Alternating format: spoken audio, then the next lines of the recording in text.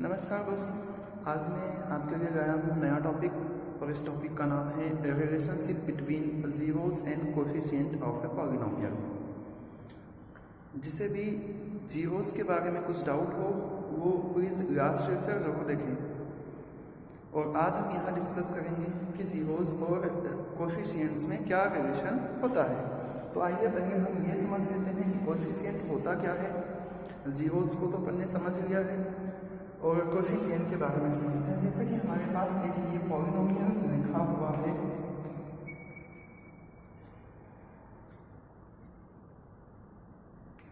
ठीक है, और माइनस में 3 कर देता हूँ अगर मैं।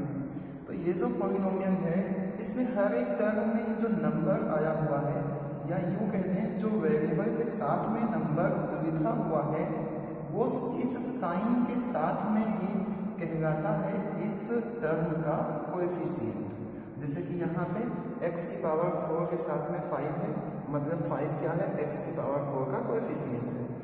यहाँ पे x की पावर 3 के साथ में, चलिए यहाँ पे माइनस ले लेता हूँ मैं, -5 है, तो x क्यूब का जो कोएफिशिएंट हुआ वो क्या हुआ, -5 हुआ। ऐसे ही x स्क्वायर के साथ में प्लस में 2 है, तो x स्क्वायर का जो कोएफिशिएंट हुआ वो क्या हुआ, प्लस में 2 हुआ। ठीक है, यानी कि किसी भी पॉलिनोमियल में जो डिफरेंट टर्म्स हैं उसमें जो नंबर्स आ रहे हैं, कांस्टेंट्स आ रहे हैं, वही क्या कहलाते हैं, उस टर्म के कोएफिशिएंट कहलाते हैं। तो आज हमें यहाँ डिस्कस करना है कि कोई अगर हमारे पास पॉलिनोमियल है तो उसके जीरोज के साथ में, जीरोज का उनके कोएफिशिएंट के साथ में क्या रिलेशनशिप होता है, इसी चीज़ के बारे में हम यहाँ पे आज डिस्कस करने वाले हैं। तो हम यहाँ पे क्या करेंगे, अलग अलग तरीके के पॉलिनोमियल्स लेंगे और उनके कोएफिशिएंट और जीरोस के बारे में डिस्कस करेंगे कि उनके जीरोस और कोएफिशिएंट में क्या रिलेशनशिप यहाँ पे हम बना सकते हैं। तो शुरुआत करते हैं हम एक लीनियर पॉलिनोमियल से और फिर ऐसे ही क्वाड्रेटिक के बारे में भी डिस्कस हम करेंगे। तो शुरू करते हैं, सबसे पहले हम रिलेशनशिप पता करते हैं लीनियर पॉलिनोमियल के लिए। फॉर लीनियर पॉलिनोमियल, अगर हमारे पास लीनियर पॉलिनोमियल है कोई, तो लीनियर पॉलिनोमियल के जीरोस और कोएफिशिएंट्स में क्या रिलेशन हम यहाँ से बना सकते हैं। तो लीनियर पॉलिनोमियल हम कैसे लेते हैं, मान लेते हैं कि हमारे पास कोई पॉलिनोमियल है 3x और ये है ax + b, जहाँ पे ये a जो है ये जीरो नहीं हो सकता है। अब a जीरो क्यों नहीं हो सकता, इसके बारे में आपको मैंने बताया हुआ है कि a इसलिए जीरो नहीं हो सकता है क्योंकि a जीरो हो जाएगा तो ये लीनियर नहीं रहेगा, यानी कि वेरिएबल वाला टर्म ही गायब हो जाएगा। तो आगे चलते हैं, पहले हम इसके कोएफिशिएंट्स देख लेते हैं क्या क्या है, फिर इसके हम जीरोस पता करते हैं। तो कोएफिशिएंट्स क्या है, यहाँ लिखेंगे कोएफिशिएंट ऑफ x कितना है, a, और फिर दूसरा कांस्टेंट टर्म क्या है, जिसमें कोई भी वेरिएबल रिपीट ना उसे क्या कहा जाता है, कांस्टेंट टर्म कहा जाता है, और ये कितना है, b। अब हम क्या करते हैं, इनके जीरोस तो अपन ने कोएफिशिएंट्स तो हमने पता कर लिए कि x के साथ में जो नंबर है साइन के साथ में क्या कहलाएगा, x का कोएफिशिएंट कहलाएगा। ऐसे ही जो कांस्टेंट टर्म है साइन के साथ में, जैसे ये प्लस में है, यहाँ पे प्लस में ही कोएफिशिएंट आएगा। ठीक है, तो ये हो गए कोएफिशिएंट। अब हम इस पॉलिनोमियल के पता करते हैं जीरोस। तो हम मान लेते हैं लेट x इक्वल टू, मान लेते हैं अपने मन से p be the zero of px। Sorry यहाँ पे p मत लीजिए क्योंकि p अपन ऑलरेडी यहाँ यूज कर रहे हैं, तो इसकी जगह पे हम कोई दूसरा नंबर मान लेते हैं। मान लिया k इस पॉलिनोमियल का क्या है, जीरो है। तो पॉलिनोमियल के जीरो के बारे में हमने क्या पढ़ रखा है, पॉलिनोमियल के जीरो के बारे में पढ़ रखा है कि जैसे ही ये वैल्यू इसमें रखूंगा हमें इसकी वैल्यू कितनी मिलेगी, जीरो मिलेगी। इसका मतलब क्या हो जाएगा, इसका मतलब हो जाएगा pk इक्वल्स टू 0, और pk इक्वल्स टू 0 हुआ, इसका मतलब क्या हो जाएगा, pk इक्वल्स टू 0 हुआ, इसका मतलब यहाँ से कि a इंटू के और प्लस में b ये इक्वल टू 0 होगा, और इसका मतलब ये हो गया कि a इंटू के इक्वल टू कितना है, -3 है। ठीक है, इसके आगे चलते हैं हम, इस a को भी उधर भेज दो तो k की वैल्यू कितनी आती है हमारे पास -b/a। या क्या हम इसको ऐसा लिख सकते हैं क्या, माइनस में कांस्टेंट टर्म अपॉन में कोएफिशिएंट ऑफ x, ऐसा लिख सकते हैं। क्यों ऐसा लिख सकते हैं? क्योंकि जो a है वो किसका कोएफिशिएंट है, x का कोएफिशिएंट है। और मैं नीचे इधर लिख देता हूँ, यहाँ से सही दिखाई नहीं दे रहा है। जो हमारे पास वहाँ पे k की वैल्यू आई है वो है -b/a। इसे हम क्या लिख सकते हैं, इसे हम लिख सकते हैं कि माइनस में b क्या है, b एक कांस्टेंट टर्म है, तो इसको अपन लिख देते हैं कांस्टेंट टर्म। और इसके अपॉन में a जो है वो क्या है, कोएफिशिएंट है। इसका कोएफिशिएंट है, x का कोएफिशिएंट है। k क्या है, 0 है। यानी कि किसी लीनियर पॉलिनोमियल में जो कोएफिशिएंट और जीरोस के बीच में रिलेशनशिप होता है वो क्या होता है कि जीरो जो होगा उसका वो कितने के बराबर होगा, माइनस में कांस्टेंट टर्म अपॉन में कितना, कोएफिशिएंट ऑफ x। अगर हम ऐसा कर देंगे तो हमें उस लीनियर पॉलिनोमियल का जीरो पता चल जाएगा।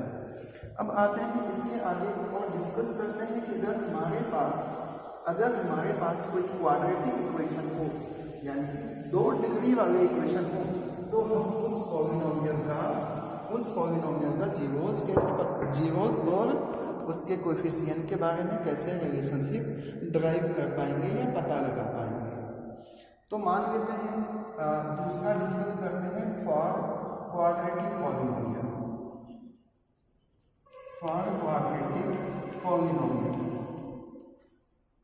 अब क्वाड्रेटिक पॉलिनोमियल क्या होता है, हम एक ले लेते हैं क्वाड्रेटिक पॉलिनोमियल। मान लिया कि px = ax² + bx + c है, जहाँ पे ये a है ये जीरो नहीं हो सकता।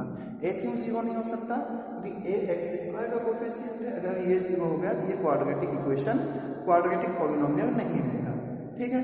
फिर हमने एक और चीज पढ़ी हुई है कि अगर कोई पॉलिनोमियल 2 डिग्री का है तो उसके कितने जीरो हो सकते हैं, 2 जीरो हो सकते हैं।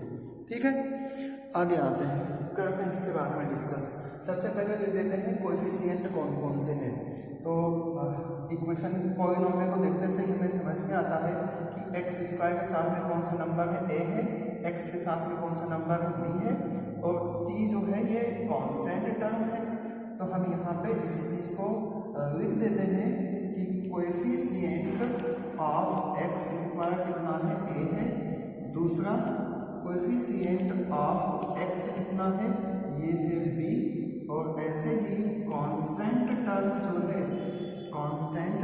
जो है हमारे पास वो है c है। अब हमने क्या पता कर लिया, हमने ये पता कर लिया कि जो हमारे पास ये क्वाड्रेटिक पॉलिनोमियल है इसके कोएफिशिएंट क्या क्या है। अब हम पता करते हैं इस क्वाड्रेटिक पॉलिनोमियल का जीरोस क्या।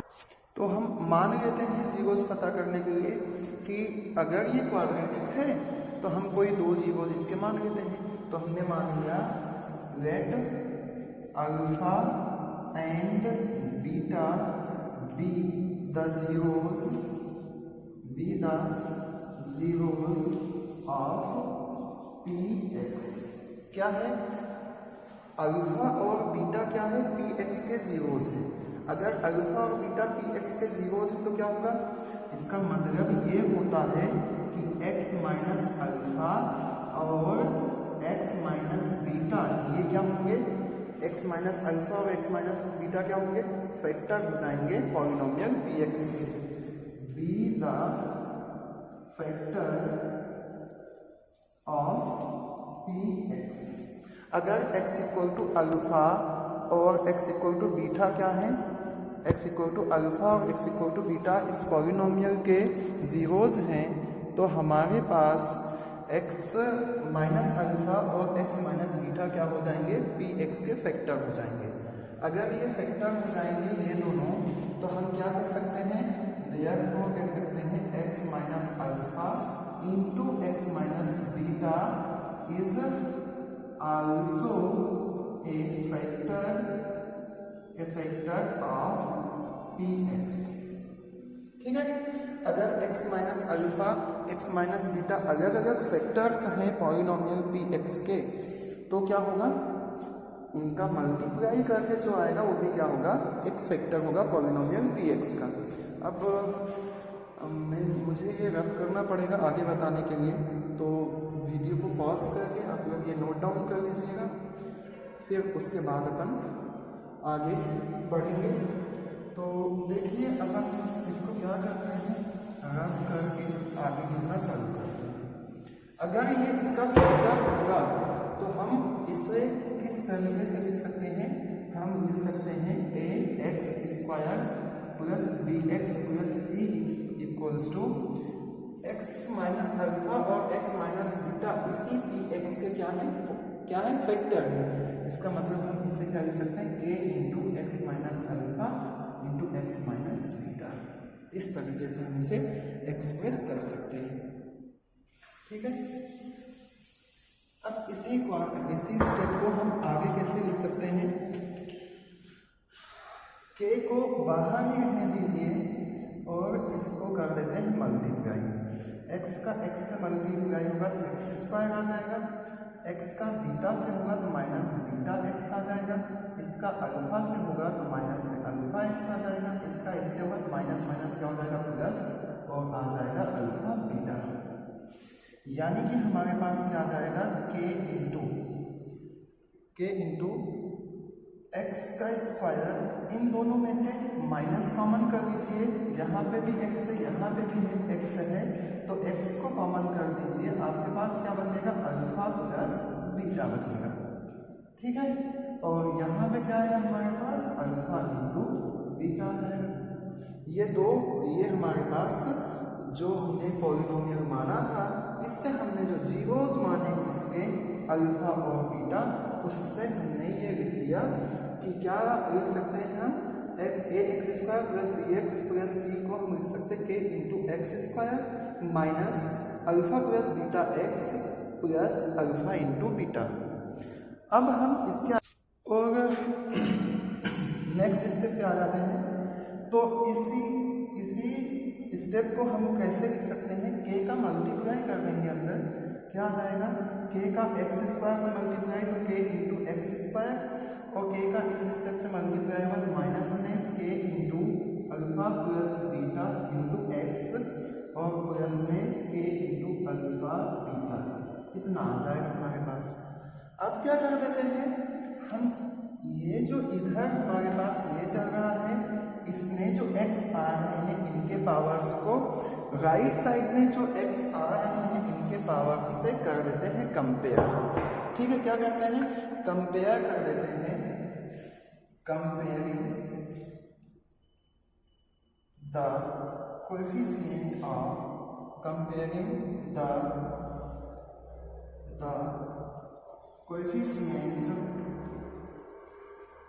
coefficients of x square, comparing the coefficients of x square, x and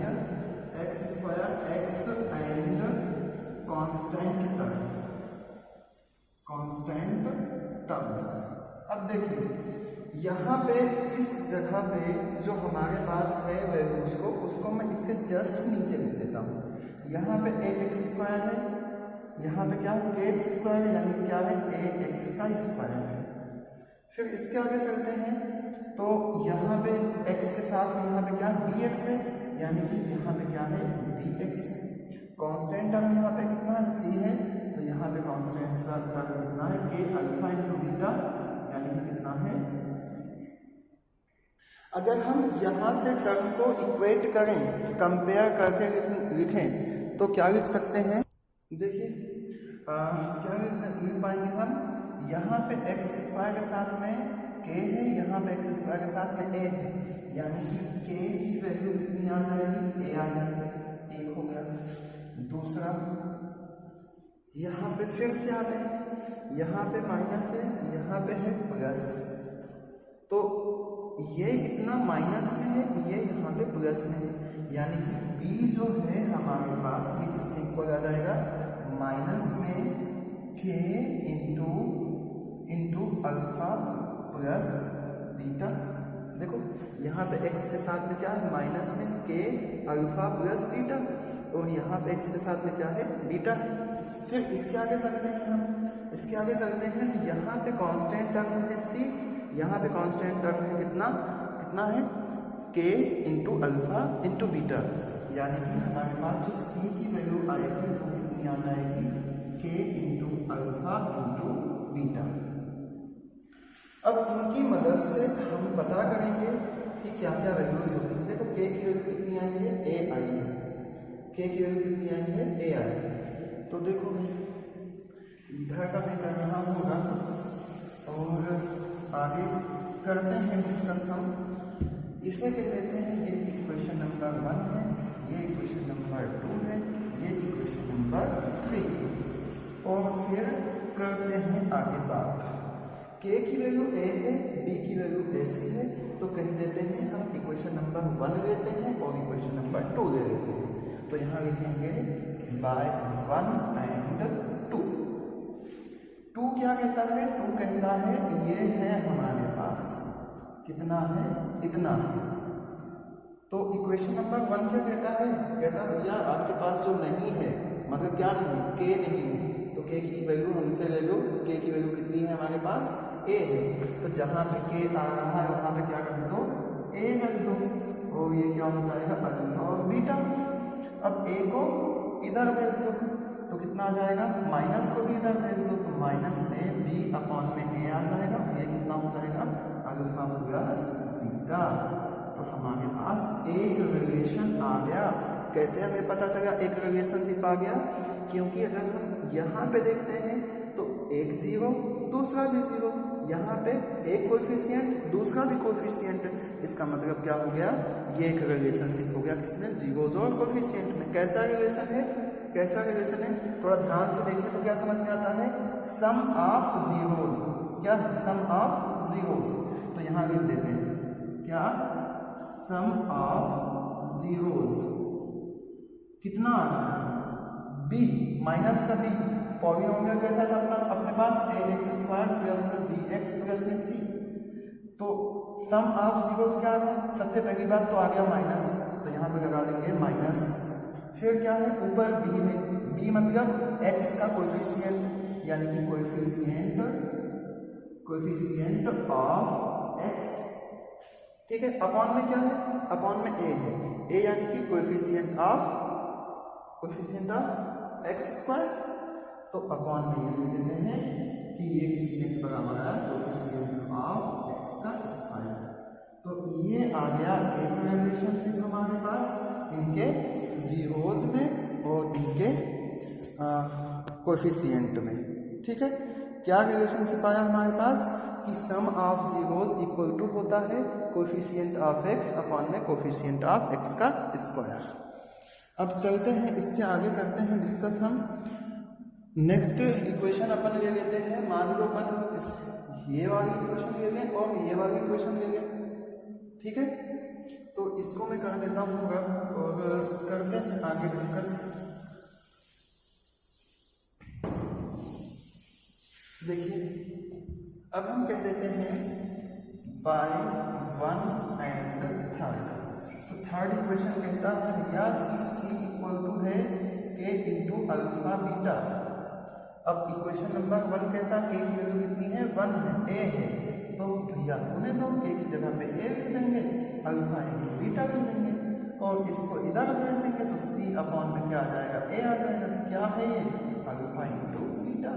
तो ये दूसरा रिलेशन आ गया। कैसे पता चला, इधर कोएफिशिएंट है इधर जीरोज है, यानी कि क्या मिला हमें, इधर मिला पहला जीरो इंटू दूसरा जीरो, मतलब पहले जीरो का दूसरे जीरो से क्या है मल्टीप्लाई। तो हम यहाँ लिख देंगे product of zeros equal to c. क्या है, सी यहाँ पे कांस्टेंट टर्म है, यानी कि क्या कांस्टेंट टर्म अपॉन में क्या कोएफिशिएंट ऑफ एक्स स्क्वायर। तो ये दूसरा रिलेशनशिप आ गया। तो इस तरह से हमने ये देखा कि अगर हमारे पास क्वाड्रेटिक इक्वेशन होता है तो क्वाड्रेटिक इक्वेशन के जीरोज में और उनके कोएफिशिएंट में क्या रिलेशन होता है। तो हमारे पास दो रिलेशन निकल के सामने आए। कौन कौन से रिलेशन निकल के सामने आए, इसको मैं फिर से एक बार लिख लेता हूँ। देखिए, एक आया हमारे पास जीरोज के सम का और एक रिलेशन आया हमारे पास जीरोज के प्रोडक्ट का। कौन कौन सा आया, एक आया हमारे पास जीरोज के सम का alpha plus beta equal to minus में बी अपॉन में ए, और एक आया जीरोज के प्रोडक्ट का सी अपॉन में ए। ठीक है, इससे हम क्या कहते हैं, इसे कहते हैं माइनस में कोएफिशिएंट ऑफ एक्स अपॉन में कोएफिशिएंट ऑफ एक्स स्क्वायर, और इसे हम कहते हैं कोएफिशिएंट ऑफ, सॉरी कोएफिशिएंट नहीं है, सी कांस्टेंट टर्म है, तो हम क्या लिखेंगे, कांस्टेंट टर्म अपॉन में कोएफिशिएंट ऑफ एक्स का स्क्वायर। तो ये जो दो हमारे पास रिलेशनशिप हैं ये निकल के सामने आए अगर पॉलिनोमियल जो है क्वाड्रेटिक है तो। ऐसे ही अगर हम क्यूबिक पॉलिनोमियल पे जाते हैं, मतलब 3 डिग्री वाले पॉलिनोमियल पे जाते हैं, तो 3 डिग्री का पॉलिनोमियल है तो कितने जीरोज होंगे, 3 जीरोज होंगे। और 3 जीरोज हम यहाँ पे अगर हम क्यूबिक की बात करें तो डिराइव करके नहीं बता रहा हूँ, एनसीईआरटी में भी शायद ही पूछा जाता है क्यूबिक का, बड़ी क्लासेस के लिए है क्यूबिक पॉलिनोमियल। ठीक है, क्या होता है, हम मान लेंगे कि कोई पॉलिनोमियल px है, कैसा है, ax की power 3 plus bx square plus में cx प्लस में d, जहाँ पे a 0 के बराबर नहीं हो सकता है, और कह देंगे alpha beta gamma are zeros of px। क्या किया हमने कि अल्फा बीटा गामा px के जीरोस है। तो यहाँ पे हमारे पास 3 रिलेशन निकल के सामने आएंगे। पहला आएगा सम ऑफ जीरोस यानी कि alpha plus beta plus gamma, और दूसरा आएगा हमारे पास दो वेरिएबल्स, सॉरी दो जीरोस के प्रोडक्ट का सम। तो पहली बात ये क्या आता है, अल्फा प्लस नहीं, सम ऑफ जीरोस यानी कि तीनों जीरोस का प्लस, फिर दो जीरोस का प्लस, फिर तीनों जीरोस के मल्टीप्लाई। ठीक है, ये क्या आएगा हमारे पास, ये फिर से आएगा कितना, -3 अपॉन में a, एक रिलेशन हो गया।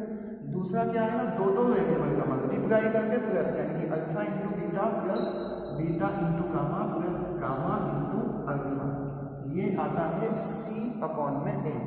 कितना आता है, c अपॉन में a। और ऐसे ही गामा, तो ये फिर से हमारे पास कितना आ जाता है, निकल गए माइनस में आ जाएगा, क्योंकि माइनस प्लस और माइनस, ठीक है, माइनस में आ जाएगा माइनस d अपॉन में a आ जाएगा। तो ये 3 रिलेशनशिप आते हैं क्यूबिक पॉलिनोमियल में, और क्वाड्रेटिक में हमारे पास ये 2 जीरोस निकल के सामने आते हैं। तो फटाफट हम एक सम की हेल्प से डिस्कस कर लेते हैं। यही जो अपन ने अभी 2 रिलेशन क्वाड्रेटिक में पढ़ा है, इन्हीं दोनों रिलेशन को।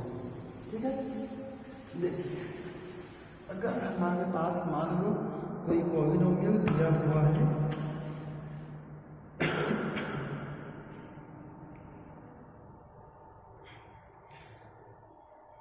मान लीजिए हमारे पास कोई पॉलिनोमियल दिया है px equal to x square plus में कितना कर दूँ, 7x प्लस में कर देते हैं। ये हमारे पास एक पॉलिनोमियल है, और ऐसा क्वेश्चन कुछ आएगा कि वेरीफाई करिए इसमें कि जो रिलेशन हमने अभी पढ़ा कि इनके जीरोस और इनके कोएफिशिएंट्स में होता है, वो क्या है, सही यहाँ पे होल्ड होता है या नहीं होल्ड होता है। तो सही होल्ड होता है या नहीं होता है, इसके बारे में हम करते हैं डिस्कस। पहले हम इसको क्या करते हैं, कुछ फैक्टर के फॉर्म में कर देते हैं, जिससे कि इसके जीरोस को हम पता कर पाए। तो क्या कर देते हैं, स्प्लिटिंग द मिडिल टर्म का फॉर्मूला लगा देते हैं, उसकी मदद से सॉल्व करते हैं। स्प्लिटिंग द में डेल्टा। इसमें क्या करते हैं, इसमें जो x के साथ में यानी कि बीच में नंबर है इसको इस तरीके से प्लस माइनस में कन्वर्ट करते हैं कि इनका मल्टीप्लाई करें तो यहाँ पे जो नंबर है यहाँ पे जो नंबर है इन दोनों के मल्टीप्लाई के बराबर है। तो यहाँ पे नंबर कितना है 1 है, 10 1 जा कितना हो जाएगा 10 हो जाएगा। यानी कि 7 को अपन को इस तरह से लिखना है, 7 को हमें इस तरीके से लिखना है कि प्लस माइनस करें तो 7 आए, क्या करें प्लस माइनस करें तो 7 आए और मल्टीप्लाई करें कितना आए 10 आए। तो इसके लिए हम क्या करते हैं, इन दोनों के मल्टीप्लाई को पता कर लेते हैं कितना आया 10 आया और 10 का कर देते हैं फैक्टर। तो 2 से करेंगे 2 5 का 10, 5 बन जाए कितना 5, यानी कि 10 का फैक्टर क्या आया 2 और 5 आया। अब इसी से हम कुछ ट्रिक लगा करके ये पता कर लेते हैं। जैसे देखो अगर 2 और 5 को प्लस कर देंगे तो आ जाएगा ना 7, बिल्कुल आ जाएगा। तो हम क्या करते हैं एक्स स्क्वायर प्लस में बीच वाली टर्म को ऐसे 2 पार्ट में डिवाइड कर देते हैं और फिर इसके बाद हम कर देते हैं इसका मल्टीप्लाई कितना आ जाएगा 5x प्लस 2x प्लस 10। इन दोनों में से जो कॉमन हो रहा है वो कॉमन कर लेते हैं। यहाँ पे एक्स स्क्वायर है, यहाँ पे x है, दोनों में से कितना कॉमन x स्क्वायर में से x याद कितना बचेगा x बचेगा, 5x में से x याद कितना बचेगा 5 बचेगा प्लस साइन बचेगी। फिर इन दोनों में क्या कॉमन है 2 कॉमन है, 2 कॉमन है तो x गया ही नहीं, x रहेगा 2 5 का कितना होता है 10 तो क्या जाएगा 5। अब इस पूरे में देखो तो x प्लस 5 यहाँ पे भी x प्लस 5 यहाँ पे भी, तो क्या आ जाएगा x प्लस 5 कॉमन और यहाँ से x प्लस 5 याद कितना बचा x बचा, यहाँ से x प्लस 5 याद कितना बचा प्लस में 2 बचा। ये हो गया इसका फैक्टर, यानी कि px को हम इस तरीके से एक्सप्रेस कर सकते हैं इनके फैक्टर्स के फॉर्म में। अब अगर हमें इसके जीरोस भी चाहिए तो हम क्या करेंगे, इसको 0 के बराबर कर देंगे। नाउ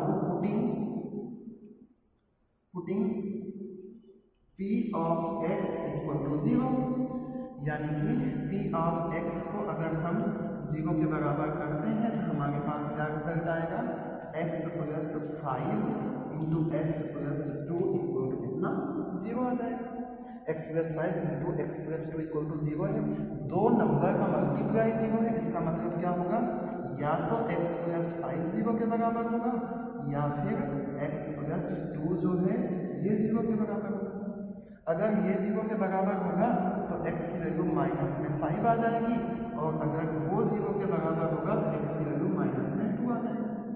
अब यही दो 0 आ गए समझ लीजिए, है ना, ये दो 0 आ गए तो इसमें से एक को हम बोल देंगे कि अल्फा है, एक को बोल देंगे कि क्या है बीटा है। एक को क्या बोलेंगे कि अल्फा है, दूसरे को क्या बोलेंगे कि ये क्या है बीटा है। तो इसके आगे हम चलते हैं और कहते हैं मान लेते हैं अल्फा इक्वल टू माइनस में 5 है और बीटा इक्वल टू माइनस में 2 है। अब कोएफिशिएंट पता करते हैं। नाउ या यूँ कहते हैं यहाँ पे क्लियर करके लिख लें कि ये जो है क्या है ax स्क्वायर प्लस में bx प्लस में c। देखो तो a की वैल्यू कितनी आ जाएगी, a की वैल्यू हमारे पास 1 आ जाएगी, b x के साथ कितना है 7, कांस्टेंट टर्म कितना है 10, यानी कि c की वैल्यू है 10। ठीक, अब हम वेरीफाई करते हैं, कहते हैं we know that, क्या पता है हमें पता है alpha plus beta equal to होता है माइनस बी अपॉन में ए। अल्फा कितना है अपने पास माइनस में 5 है, बीटा कितना है माइनस में 2 है इक्वल टू ये माइनस बी कितना है अपने पास, बी है माइनस का 7 है और ए कितना है 1 है। ये कितना आ जाएगा माइनस में 5 माइनस में 2 इक्वल टू माइनस में 7। इधर देखो माइनस को माइनस 5 कितना हो जाएगा माइनस में 7 और उधर भी कितना है माइनस में 7, मतलब सम ऑफ रूट जो है वो वेरीफाई हो गया, दोनों तरफ क्या है -7 है। ऐसे ही हम प्रोडक्ट ऑफ जीरोस पे जाते हैं, यानी कि अल्फा इंटू बीटा पता करते हैं। ठीक है, तो अल्फा इंटू बीटा अगर हम पता करने जाते हैं तो क्या आ जाएगा हमारे पास, एंड लिखेंगे यहाँ पे और कहेंगे अल्फा इंटू बीटा जो होता है वो होता है c अपॉन में a। अब c की वैल्यू यहाँ से देखेंगे तो c की वैल्यू आएगी 10, तो c की जगह पे कितना है 10 है, a की वैल्यू है 1। अल्फा की वैल्यू हमारे पास -5, इंटू माइनस में कितना 2, माइनस माइनस कितना हो जाएगा प्लस में, 5 हो जाएगा कितना 10, और इधर भी कितना 10 आ गए दोनों तरफ से। और हम बोलेंगे इस तरह से हमने जो रिलेशन फाइंड आउट करे थे, जीरोज में और उनके कोएफिशिएंट्स में, वो पूरी तरीके से वेरीफाई हो जाते हैं। तो जब भी हमारे पास ऐसे क्वेश्चन आएंगे, सबसे पहले हम उनके जीरोज को पता कर लेंगे, और जीरोज को पता करने के बाद जो भी कोएफिशिएंट है उनके साथ में ये अल्फा प्लस बीटा वाला फार्मूला और अल्फा इंटू बीटा वाला फार्मूला दोनों अप्लाई करके देखेंगे क्या दोनों साइड बराबर आ रही है, यानी कि अल्फा प्लस बीटा की वैल्यू कितनी आई और माइनस बी अपॉन ए की वैल्यू कितनी आई, दोनों इक्वल आ गई, मतलब अल्फा प्लस बीटा वाला काम अपना ठीक है।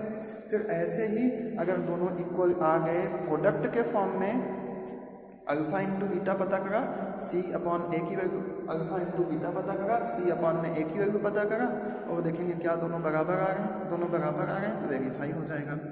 तो ये है कैसे हम पता करेंगे पॉलिनोमियल के जीरोज को और उनके कोफिशिएंट को, फिर उसमें कैसे हम क्या कर पाएंगे, रिलेशन को वेरीफाई कर पाएंगे।